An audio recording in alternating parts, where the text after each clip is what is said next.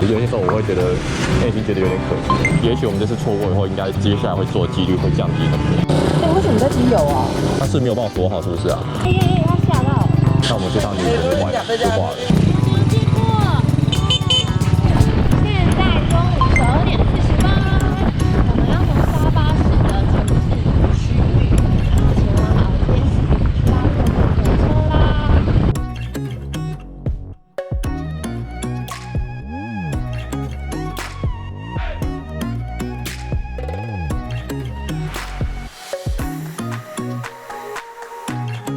后面其实很多人戴着口罩，他们就是很摇摆。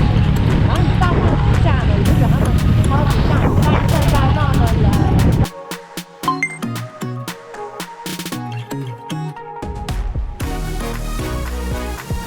大家分享一件我看到就是我觉得很好玩的事情，就是在越南，其实你很常看到他们把一个英文单词可能会拆2节，或是拆3节，然后会导致我们外国人可能就会想说这是什么，但他们会为了招牌就比如指示的，这家店还算好，你看它的 burger 中间就有一个洞，有没有？他就会把它拆开。有些他会把 burger， 因为他为了把字放大，他可能 BU 啊在上面，GE 啊就放下面。但是对于我们来说，就想说这是什么？我就看起来很像当地的语言，你看有没有？像这边就是完全就是当地的语言，就觉得超好玩。我不知道是为什么，还是因为他们是用音节，然后把那个字拆开，就是他们对他们来说会比较好解读，也有可能。他回到车站这里了，现在是老街的车站，我们要去买票。他整理一下如何从沙巴车站寄机车的流程。假设你只是一般的人要买票的话，车票就是进去以后左手边，这边的人还蛮亲切的，比起我们在河内买票顺利很多，或者是在网站上买就可以。Go to Hanoi tonight. Motorbike. Motorbike. So SP2. How much for per person? Yes, sleeping. One ticket à? How about a motorbike? One motorbike. Yes, yes. No. Ticket nha. Passport. 哦，感恩，Hello，很幸运遇到他，人超好的。你是骑机车，你要寄机车的话呢，寄上去，然后找他说你要寄机车，来帮我们登记我们机车的资料中，然后车牌号码。拍板有抽光，抽光完以后，他给你一个票，然后把单子写好以后，他叫我再回去售票亭那边，再去跟他买票，买机车的票。这样就买完了。然后我刚买完票，我回来之后发现他帮我写上我要到哪边 SP2，这是我们的车。从沙巴回去河内的话，一定要买 SP2的才可以机车跟人在一起，所以这样就完成了。那这样我们就只要等晚上上车就好了。现在是晚上8点，等下8点50几分的车，然后早上4点还是4点半到哈诺伊，但我看不出来它是哪。啊，这个是5还是6？我们要再往后走。都有在重量训练中，轻好不好？终于表示 easy。现在来找蓝宝看蓝宝上车了没有？所以我们确认机车在这边之后就继续走。每一节都有自己不同的特色车厢，然后背后都不太一样，应该是比较普通的吧？基本款的。现在我们在回程的卧铺火车上，然后我一跟小柳都有发现，就是如果你买越后面的话，你车子就会比较久，然后你看它的厕所这里就比较干净。大家会不会觉得很奇怪，为什么我们要坐卧铺火车都不骑车呢？因为我懒啊。好啊，你就很诚实，这里有车。因为骑车大概这段大概要10个小时左右，而且有可能也许我一天也没法完成，所以我考量一下我们的花费啊，跟我们接下来有可能会很连续的长途骑乘，所以我考量一下我们的体力啊，跟一些金钱的原因，所以我选择的坐卧铺火车。其实骑机车真的不会比较省哦，因为你要想，如果延一天住宿费，再加上对你骑街至少应该也要加个2、3次油，可能我们正在考虑说要不要去辽国这件事，因为路况很恐怖，然后加辽国又比较辽国蛮黑的，对。小人鱼消费这都很高。可是我觉得还蛮准时的，应该4点吧。每次都很准时啊。哇，很厉害哦。然后已经难保了。对。今天还要骑200-300公里，真是挺小。给大家看座位区长什么样子。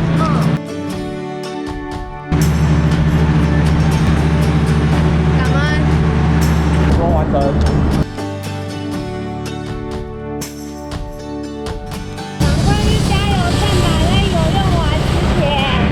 以后我们油可以让我们撑到加油站。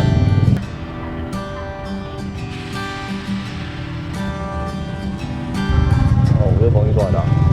这里是窗口。哎、我想手机才掉出来，没有拍掉。像这台一样直接逆向。一标92，负。你看哦，这个是我们的入关的关口，它有一定的几率会下雨啊。我们照理讲，我们礼拜一要到这边的时候就会很大，有点早了。老实讲，我看状况都是有点早。有些时候我会觉得，内心觉得有点可惜。我们的生活做这个事情的几率有点，这就是我有点犹豫的地方。那你再让我查一个东西。我们都有机会再来河内啊。因为很麻烦，我们到时候假设要做这个事情，我们还在想办法再搞另外一台机车，等于说你还在处理一次机车的事情。你知道什么吗？我都查了很多人，他们在聊过都是租车被骗。其实租车本身对我来说就是另外一个有点高风险性的事情。你假如机车被偷或者是摔车的话，他们随时都可以过去砍价。好吧，那走吧，就放弃了。不要难过。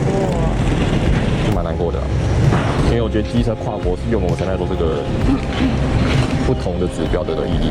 那我们往下走一点，再看看天气。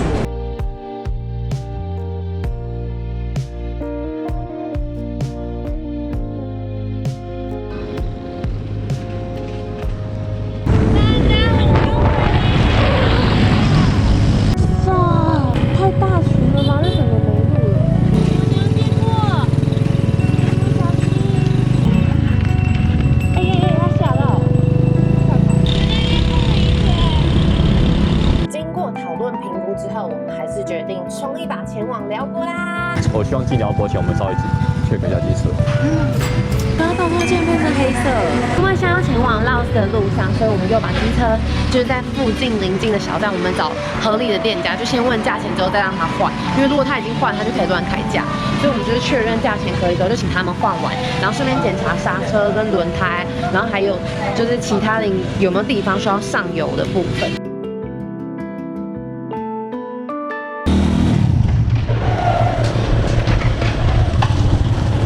我也不晓得，你先下来好了。哎，为什么在滴油啊？他是没有帮我锁好，是不是啊？哎，而且你看起来滴很多油嘞，轮胎都是油哎。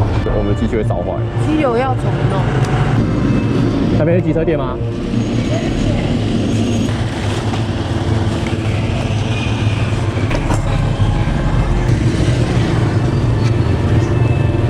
我觉得好像他没有把我锁住哎，我刚看一下有个洞。那你先在这里等我。不要啦，我们一起先车啦，我不要跟你分开啦。我去找他们能过来啊。不用啦，我们一起，我们用推的啦。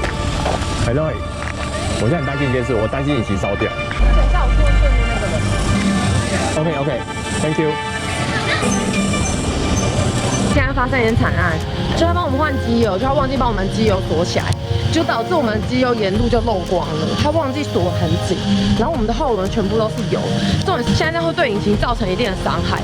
刚刚就有点发车就怪怪的，所以现在有点担心，要赶快来找附近的机车行，因为它完全我们不敢再发动。刚刚就问在地人说哪里有就是机车店，我们需要换机油。然后他们蛮好心，就指引我们。请教 ，Hello。就看到两个可爱的学生，好了，没那么难过。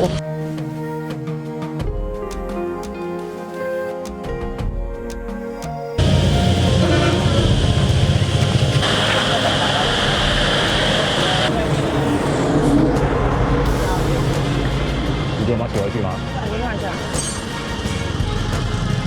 我有点怕不能处理，因为我刚才机车骑的时候，我就觉得有点怪怪的，切不上去，然后就越来越慢，我会怕引擎有问题，机油全部漏光。我超怕过热，然后引擎坏掉，那我们这趟旅程就挂了，要还要去辽国吗？假如到时候叫机车挂那边怎么办？加了一罐新的油进去，看能不能救得回来。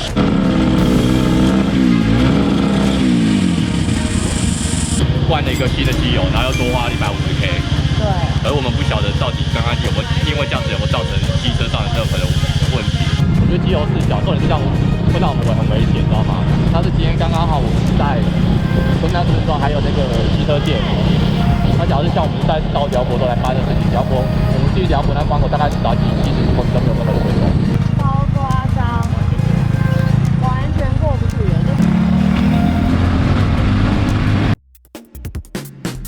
宝宝。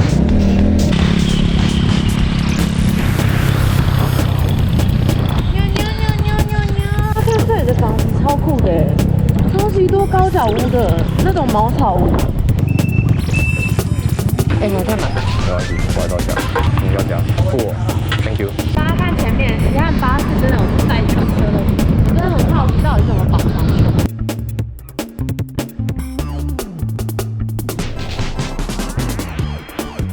有吗？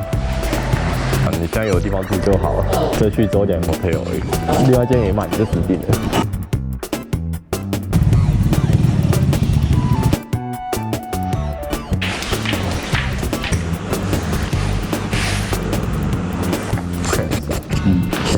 OK。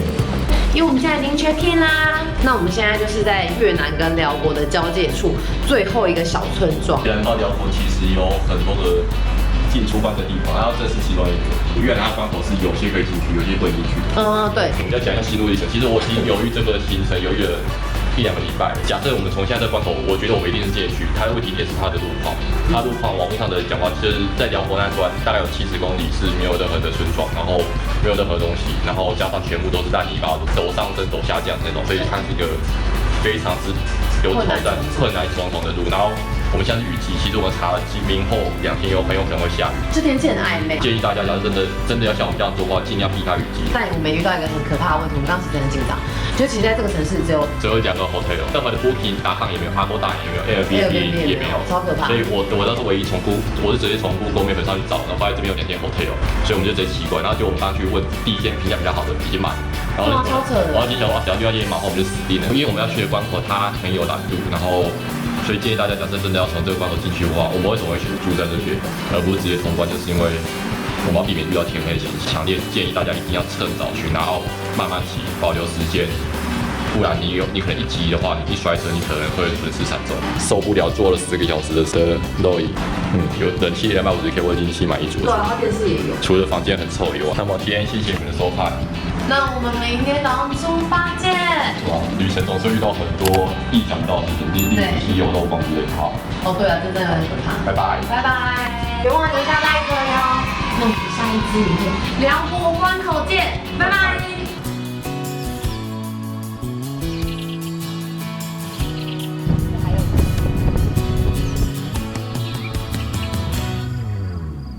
我们现在离开越南了。